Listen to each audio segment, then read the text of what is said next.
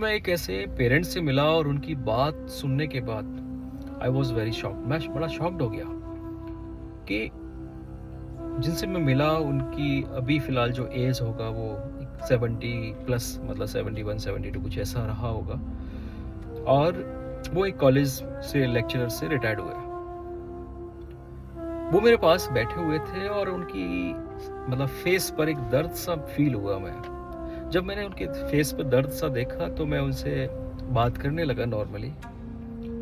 तब उन्होंने अपने बारे में बताया और फिर धीरे धीरे बताते बताते मैंने पूछ लिया कि आपके बच्चे क्या करते हैं। तब उन्होंने कहा कि मेरे बच्चे दोनों विदेश के अंदर सेटल हैं। तो मैंने कहा वह वेरी गुड, बहुत अच्छा है, तो अच्छी बात है कि आपके बच्चे विदेश में काम करते हैं दोनों। तब उन्होंने कहा कि सच बात तो यह है कि हमने अपने बच्चों को विदेश अपने आप से दूर तो कर दिया। हमको एक समय लगता था कि हमारी सफलता है, लेकिन आज हम सच कहें तो ये हमारी सफलता नहीं है, असफलता है। मैंने कहा क्यों? कि जब मैं कॉलेज में था तो मैं बड़े अपने साथियों के बच्चों को देखता था, कोई आईआईटी में जा रहा है, कोई डॉक्टर बन रहा है, तो मैंने मेरे बच्चों को अच्छे से पढ़ाया और पढ़ाने के बाद दोनों आईआईटी में गए और आईआईटी में जाने के बाद वो विदेश चले गए और वहाँ जॉब करते करते करते उनको काफ़ी समय, सालों निकल गए। साल निकलने के बाद अब वहाँ के वो सिटीजनशिप ले लिए। अब आज वो वहीं पर सेटल हो चुके हैं। लेकिन उस समय जब वो आईआईटी में थे, विदेश जा रहे थे, तब हम समाज में दिखावे के लिए बड़े खुश होते थे। हमें अच्छा लगता था कि हम किसी को बताते थे कि मेरा बेटा तो उस आईआईटी में पढ़ रहा है। फिर हम कहने लगे कि हमारा बच्चा तो विदेश में है, इस कंपनी में काम कर रहा है। तो उनको प्राउड फील होता था उस समय, क्योंकि तब उनका यौवन था, जवानी थी और शायद उनको उस समय बच्चों की ज़रूरत इतनी नहीं होगी। लेकिन अब वो कहने लगे कि ये हमारी असफलता हो गई। बच्चों को तो हमने सफल बना दिया, लेकिन आज बच्चे हमारे हमसे दूर हैं, ये हमारी असफलता है। हमारे संस्कार कुछ ऐसे हो गए कि हमने बच्चों को बड़ा बना दिया बहुत। हमने सफलता की डेफिनेशन सिर्फ ये दे दी कि पैसा पैसा पैसा, ना संस्कार, ना रिलेशनशिप, नथिंग एल्स। लेकिन आज हमको जब ज़रूरत होती है तो वो हमारे पास नहीं होते। हम बीमार पड़े हैं तो हम दोनों हस्बैंड वाइफ अकेले एक दूसरे को हैंडल कर रहे होते हैं, लेकिन आज मैं उसको संभालने लायक नहीं हूँ, वो मुझे संभालने लायक नहीं है। और ज़रूरत बच्चों की होती है, क्योंकि हमने बच्चों को पैदा भी इसलिए करते हैं कहीं ना कहीं इनडायरेक्टली कि ये बच्चे हमें मतलब बुढ़ापे में काम आएंगे, ये हमारी सेवा करेंगे, हमारा जीवन थोड़ा सा ईजी हो जाएगा इनकी वजह से।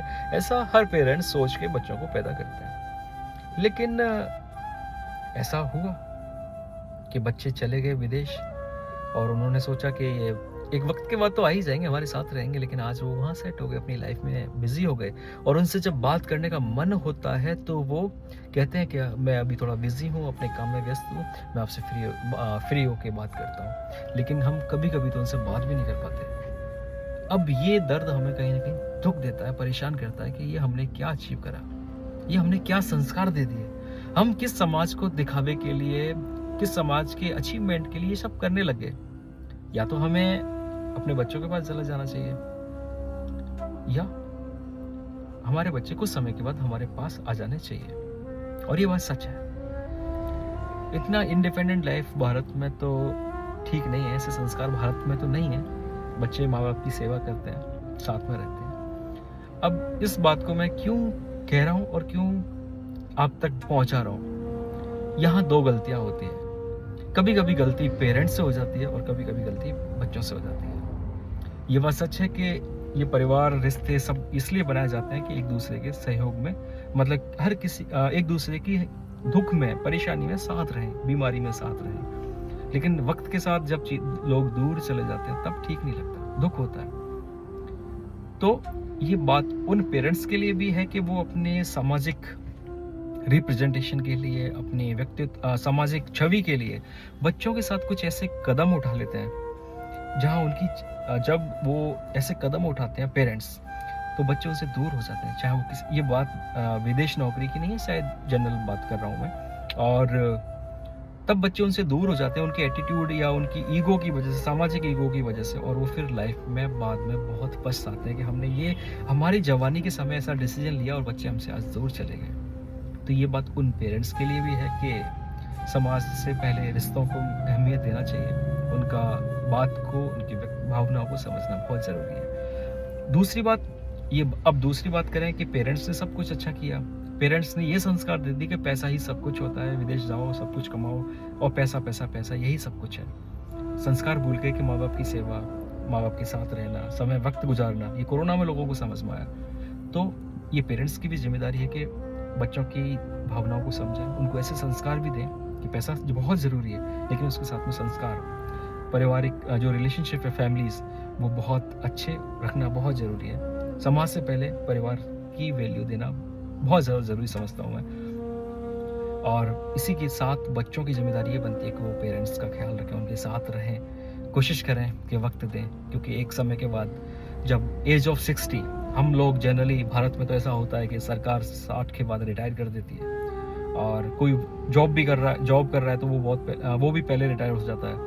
उसके बाद अगर कोई बिज़नेस कर रहा है तो वो भी 60-65 तक काम करने के बाद फिर लगता है कि उसको मैं रिलैक्स करूँ, क्योंकि उसको समझ आ चुका होता है कि ये जो मैंने 60-65 साल तक किया ये तो कोई वर्थ इट नहीं है। इसका तो ये कोई लिमिट नहीं है, इनफिनिट है। इसको तो मैं कितने सालों तक करता रहूँगा तो क्या होगा? फिर उसको लगता है कि कुछ समय अब शायद, क्योंकि वो माइनस नेगेटिव काउंट्स चालू हो जाते हैं कि मेरे जाने का वक़्त आने वाला है कुछ सालों बाद। तो फिर हम चीज़ों को समझने की कोशिश करते हैं कि पारिवारिक वैल्यूज़ क्या होते हैं और रिलेशंस क्या होते हैं, बच्चों की भावनाओं को समझने की कोशिश करते हैं और उन्होंने या बच्चों ने जो कुछ गलत किया होता है, उनके बारे में रिग्रेट कर रहे होते हैं। तो so this is the message for everyone, even for parents and childs. जो बच्चे हैं उनको भी इस बात को समझने की ज़रूरत है। पैसा सब कुछ है, लेकिन रिलेशंस बहुत ज़्यादा ज़रूरी है। जय हिंद, जय भारत।